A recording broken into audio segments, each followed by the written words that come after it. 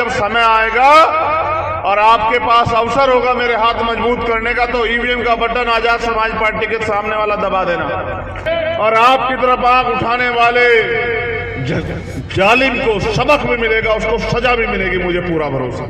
लाठियां मेरी माँ बहनों के कमर पे पड़ी है। मैं आपसे वादा करता हूं कि उन लाठियां चलाने वाले हाथों को, उन सरकारों को आपके पैरों में गिराने का काम हम लोग करेंगे। मेरा आपसे वादा वचन है मेरा।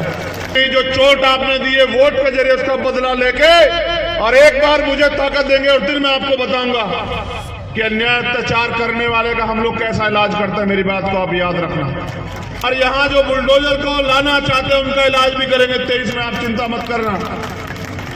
और यहाँ के भाजपा के एक मंत्री जी हैं जो कहते हैं हमारे प्रदेश उपाध्यक्ष जी को कि बाबा साहब का मिशन चलाओगे तो मुकदमा लगा देंगे। तो झोली भर के मुकदमा लगाओ।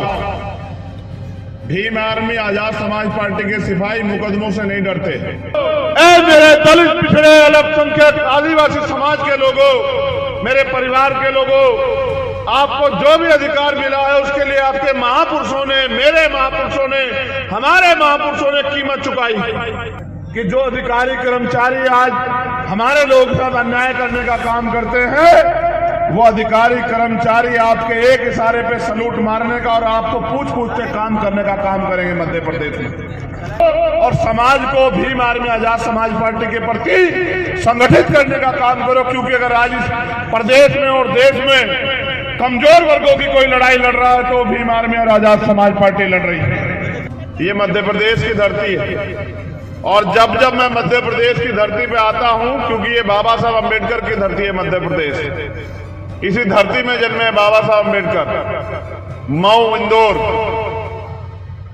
तो मैं प्रकृति से प्रार्थना करता हूं कि प्रकृति मेरे साथ रहना, मुझे अपना आशीर्वाद और ऐसा सहयोग लगातार देते रहना।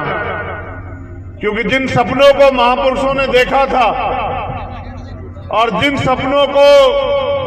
सपनों की कीमत चुकाई, अपने बच्चों का जीवन जो है कुर्बान करके, अपनी सुख सुविधाएं कुर्बान करके, वो सपना अभी भी अधूरा है। क्योंकि बाबा साहब अम्बेडकर का सपना तभी पूरा होगा जब इस देश की आधी आबादी को समान अधिकार, समान अवसर और समता समानता का जीवन मिलेगा, उसको सुरक्षा मिलेगी और वो आगे बढ़ने का काम करेगी।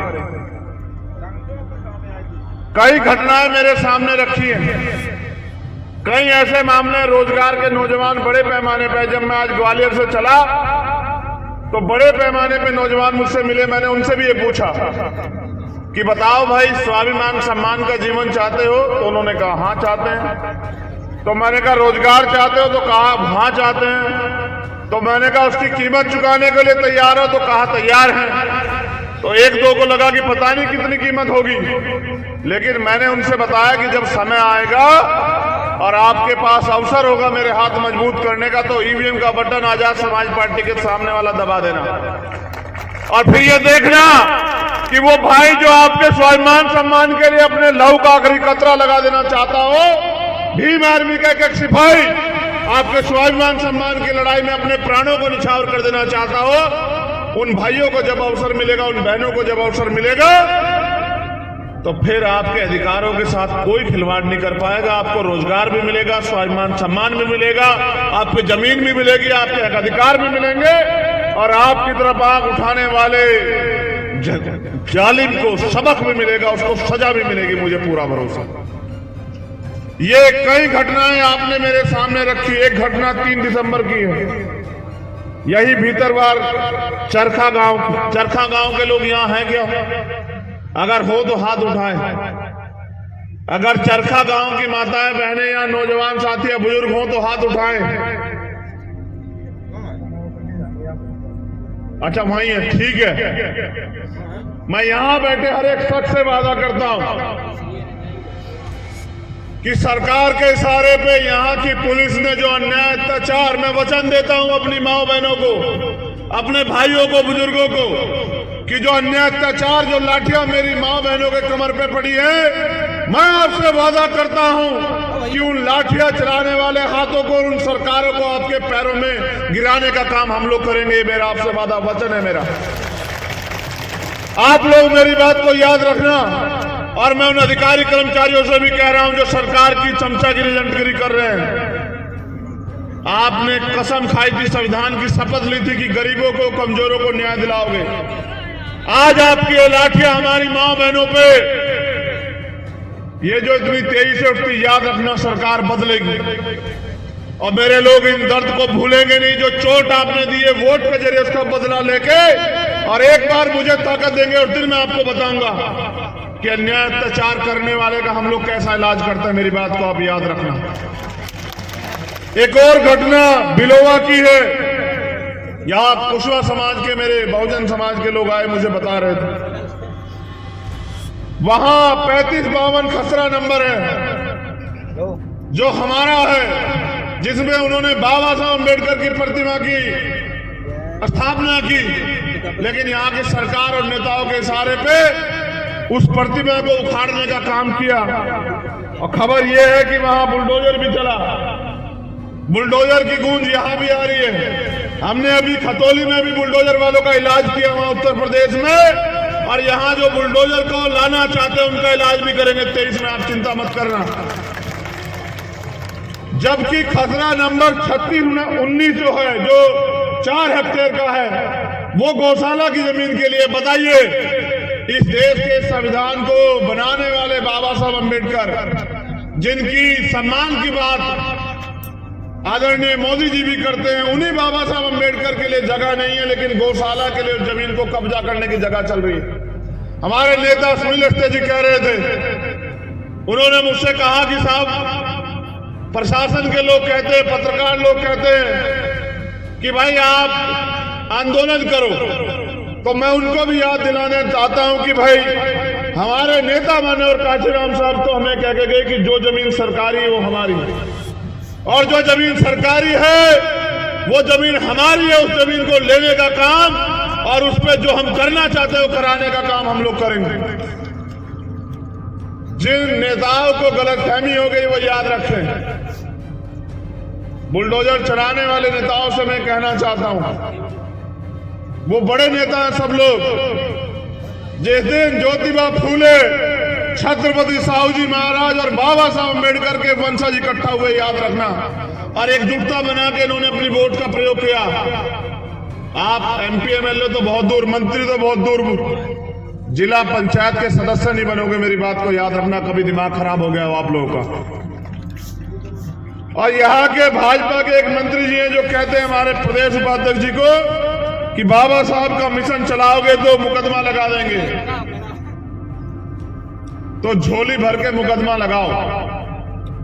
भीम आर्मी, आजाद समाज पार्टी के सिपाही मुकदमों से नहीं डरते, बट डरते हैं तो अन्याय अत्याचार का ये जो किया जा रहा है हमारे समाज पे, इस अन्याय अत्याचार से डरते हैं। मुकदमे और जेल तो हम क्रांतिकारियों के लिए गहना है। जितने मर्जी मुकदमे लगा दो, लेकिन याद रखना, मैंने पहले भी कहा कि परिवर्तन होगा, और जिस दिन वो परिवर्तन होगा उस दिन संभलने का मौका हम लोग आपको नहीं देंगे। अब मैं इन मुकदमों से और इन बातों से हटके आपसे कुछ बात करना चाहता हूं। आप में से कितने लोग हैं जो मेरे ऊपर विश्वास करते? जरा हाथ खड़ा करके दिखाओ। वही लोग हाथ खड़ा करें जो विश्वास करते हैं। जो लोग उम्मीद करते हैं कि हम लोग यहां कुछ करके दिखा सकते हैं, वो लोग हाथ ऊपर खड़े करो। धन्यवाद। अब मैं आपसे जो बात करना चाहता हूं उस पर गौर करें। हमें इस देश में, ये देश आजाद तो 1947 में हुआ, लेकिन हमें देश में असली आजादी 26 जनवरी 1950 को मिली, जब इस देश में बाबा साहब अम्बेडकर द्वारा लिखित संविधान लागू हुआ। और वो संविधान हमें यहाँ जानवरों के जीवन से इंसानों के जीवन को जीने के लिए जो मूलभूत सुविधाएं और अधिकार देने का काम करता था, आज उस संविधान को कुचलने का, मिटाने का, बर्बाद करने का प्रयास किया जा रहा है।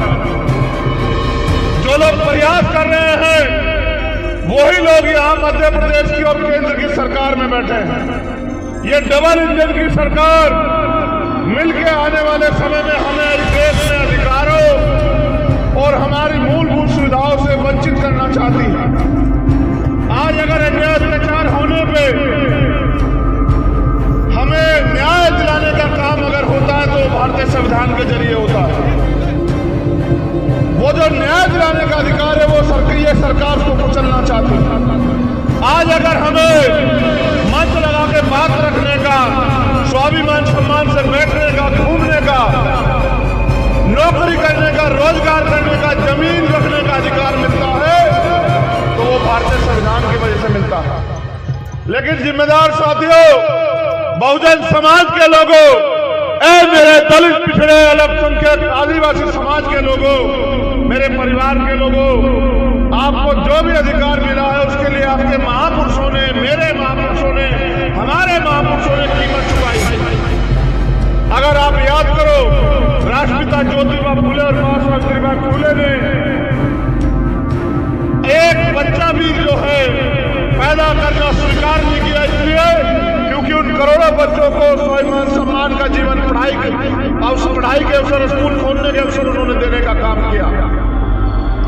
अपने पूरे जीवन को छत्रपति साहू जी महाराज ने हमें अधिकार दिलाने के लिए, समता समानता का जीवन दिलाने के लिए काम करने का काम किया, अपना जीवन लगाने का काम किया। अपने पूरे जीवन को और अपने 4-4 बच्चों को बाबा साहब अम्बेडकर ने इस समाज के स्वाभिमान सम्मान और अधिकारों के लिए कुर्बान करने का काम किया, तब जाके हमें अधिकार मिले। आज उन अधिकारों पे खतरा है, लेकिन ये सारे अधिकार संघर्ष करने से मिले। अगर आज हम संघर्ष नहीं करते तो आने वाले कल में जो अधिकार है वो भी नहीं बचेंगे। इसलिए हमें संघर्ष करना, मूवमेंट चलाना जरूरी है।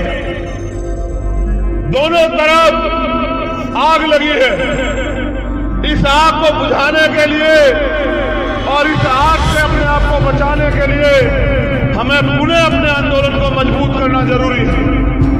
जिस दिन हमारा आंदोलन मजबूत हो जाएगा, जिस दिन इस प्रदेश में और देश में राजनीतिक सत्ता में हमारा जो है कब्जा हो जाएगा, हमारी हैसियत बन जाएगी, उस दिन के बाद ये जो अधिकारों से वंचित रखने की जो साजिश है ये नाकामयाब हो जाएगी। हम लोग इसलिए आंदोलन चला रहे हैं कि जो अधिकार मिले हुए हैं वो अधिकार छीने ना, लेकिन कोई एक आदमी इन अधिकारों की रक्षा नहीं कर सकता है। इन अधिकारों की रक्षा हम एक जाति से भी नहीं कर सकते हैं। अगर हमें इन अधिकारों की रक्षा करनी है तो हमें बहुजन समाज बनाना होगा, और बहुजन समाज बनाने के लिए हमें जातियों में बांटे गए लोगों में भाईचारा पैदा करना पड़ेगा। और इसकी सबसे बड़ी जिम्मेदारी उन लोगों के कंधे पे है जो ये मानते हैं कि भारतीय संविधान ने हमें अधिकार और स्वाभिमान सम्मान का जीवन दिया। इसलिए मैं आपसे अपील करता हूं कि यहां रहने वाले जिनकी आबादी 90% है मध्य प्रदेश में, दलित, पिछड़े, आदिवासी, जैन, सिख, बौद्ध, मुसलमान, ईसाई, इनमें भाईचारा पैदा करके इनको इकट्ठा करने का काम करो। आज संत गाडगिल जी महाराज का परिनिर्वाण दिवस, उन्होंने नारा दिया कि एक रोटी कम खाना मगर अपने बच्चों को जरूर पढ़ाना। उन्होंने कहा कि अगर खाली नाव को हाथ में रख के खाना, एक कपड़ा कम पहन लेना, लेकिन अपने बच्चों को शिक्षा देना। आज की सरकार ना नौकरी दे रही है ना शिक्षा दे रही है। इन सरकारों के जरिए हमारे अधिकारों की सुरक्षा होना नामुमकिन है। इसलिए इनके झूठ और भ्रम की बातों में आना भी हमारे लिए खतरनाक है। इसलिए मैं आपसे अपील करता हूं कि हम लोग और हमारे साथ यहां मध्य प्रदेश में लाखों लोग दिन रात एक करके बहुजन महापुरुषों के कारवा को आगे बढ़ाने का काम कर रहे हैं। उस कारवा को सींचने के लिए अगर खून की जरूरत है तो हम लोग अपने खून का भी बलिदान करने के लिए तैयार हैं। लेकिन क्योंकि यहाँ लोकतंत्र है और राज व्यवस्था में जो लोकतंत्र है उसमें राज व्यवस्था वोट के जरिए तैयार होती है, वोट के जरिए प्राप्त होती है, तो मैं आपसे अपील करता हूं कि अगर आप स्वाभिमान सम्मान का जीवन चाहते हैं अधिकारों का जीवन चाहते हैं, अगर आप यहाँ अन्याय अत्याचार को खत्म करना चाहते हैं तो भीम आर्मी आजाद समाज पार्टी का साथ दीजिए। अब मैं आपसे पूछना चाहता हूं, दोनों हाथ उठा के बताएं कि क्या आप इस लड़ाई में हमारा साथ देने के लिए तैयार हैं? अगर तैयार है तो कुछ काम भी करना पड़ेगा। क्या आप काम करने के लिए भी तैयार हैं? तो अब मेरी बात पे गौर करो। आप सुबह से यहां हैं और यहां से आपको लंबी लंबी दूरी तय करके अपने घर जाना है। कई लोग ऐसे हैं जो सर्दी का समय हो गया, जैकेट भी नहीं है। हमारे नौजवान साथियों से भी मैं कह रहा हूं, नेतागण से भी कह रहा हूं, जो मंच में उनसे भी और जो सामने उनसे भी, रोटी कपड़ा पाने के लिए संघर्ष करना पड़ता है, समय देना पड़ता है। जय भीम के नारे तो आप बहुत अच्छे लगाते हो और सड़क पे अपने जोश जुनून को भी बड़ी मजबूती से दिखाते हो, लेकिन अगर आप भाईचारा पैदा करके लोगों को जोड़ने का काम नहीं करोगे तो आप यहां ताकतवर नहीं बन पाओगे। उन साथियों से भी कहना चाहता हूं जो नीला पटका डाल के घूम रहे हैं, अभी जब मैं आया तो 50 की संख्या में मेरे आगे समस्याएं आ गई, मुकदमे दर्ज है, कार्रवाई नहीं हो रही। कई मामले तो थाने के हैं जो जहां हम बैठे हुए हैं, वो कार्रवाई इसलिए नहीं हो रही क्योंकि यहाँ के अधिकारी कर्मचारियों को लगता है, मैं पूरे स्पष्टता से कह रहा हूं कि अभी तो भीम आर्मी आजाद समाज पार्टी सत्ता में नहीं आने वाली, तो इनके कहे से काम क्यों करोगे, इनके समाज को न्याय क्यों दिलाओगे? अगर आप मेरी इस बात को मान लें, मैं आपसे ये नहीं कहता कि रोज काम करें, हो सकता है परिवार चलाना हो, तमाम तरह की समस्या हो। एक हफ्ते में 1 घंटे का समय भी अगर आप निकालो ईमानदारी से, और अगर जितना साथी यहां मौजूद हैं 1 हफ्ते में 1 परिवार को भी जोड़ने का काम करें। 1 महीने में 4 हफ्ते होते हैं, 1 महीने में 4 परिवार को जोड़ने का काम करें। 1 साल का समय हमारे पास है, 12 चौक 48। एक व्यक्ति अगर 1 साल में 48 परिवारों को जोड़ने का काम करेगा, अगर नट सेल में मैं कहूं कि 50 परिवारों को जोड़ने का काम करेगा तो एक आदमी कम से कम 250 से 300 वोट तैयार करने का काम करेगा।